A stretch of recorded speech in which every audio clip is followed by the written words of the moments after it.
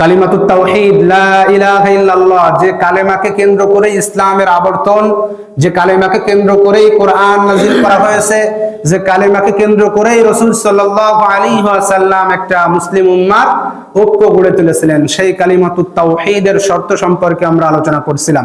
আজকে আমরা কালিমাতুত তাওহীদের 3 নম্বর শর্ত আল কবুল তথা গ্রহণ করা। এই কবুল গ্রহণ করা হচ্ছে প্রত্যাখ্যান করার বিপরীত।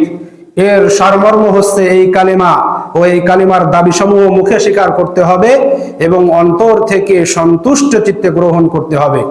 যেমন আমরা জানি যে অনেক মুশরিক আছে যারা কিন্তু কালিমা লা ইলাহা ইল্লাল্লাহ জানে।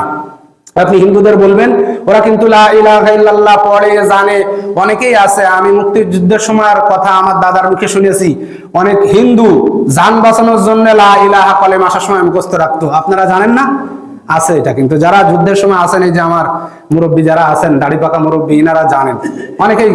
তাহলে তারা কি শুধু কালিমা বললেই মুসলিম হয়ে গিয়েছিল? মুসলিম হয়ে যায়নি। কারণ কি, এই কালিমার কিছু দাবি, কালিমার কিছু শর্ত, এই কালিমার কিছু চাহিদা, চাওয়া পাওয়া আছে, যে বিষয়গুলো আপনার পূরণ করতে হবে, তারপরে আপনি বলতে পারবেন যে এই কালেমা পড়ে আপনি মুসলিম হয়েছেন। যদি এই চাওয়া পাওয়া দাবি শর্তগুলো আমরা পূরণ না করতে পারি, তাহলে একজন হিন্দু কালেমা পড়লো আর বললো যে আল্লাহ ছাড়া কোনো ইলাহ নেই, আর একজন মুসলিম লা ইলাহা ইল্লাল্লাহ পড়লো, তাহলে তার ভিতরে আর আমার ভিতরে পার্থক্য কি হবে? তার ভিতরে আমার ভিতরে পার্থক্য নির্ণয় করবে এই কালেমাতুত তাওহীদ লা ইলাহা ইল্লাল্লাহ বলার পরে এই কালেমা আমাদেরকে যে কাজগুলো করতে বলবে, আমরা সেই কাজগুলো সন্তুষ্ট চিত্তে আল্লাহ সুবহানাহু ওয়া তাআলার কাছে আত্মসমর্পণ করে এই কালেমাটা আমরা গ্রহণ করব। আর তারা কালেমা পড়ছে নিজেকে জান বাঁচানোর জন্য কিংবা মুখস্থ করেছে, মানুষকে জানানোর জন্য যে আমি এই কালেমাটা জানি, এই জন্য তারা মুখস্থ করেছে। এই কালেমা তাদের কোনো উপকার করতে পারবে না। এটাই আমাদের পার্থক্য। এই জন্যই আমাদের এই শর্তগুলো জানতে হবে। আপনারা অনেকেই মনে করতে পারেন, হুজুর এই শর্ত মর্ত এত জেনে লাভ কি?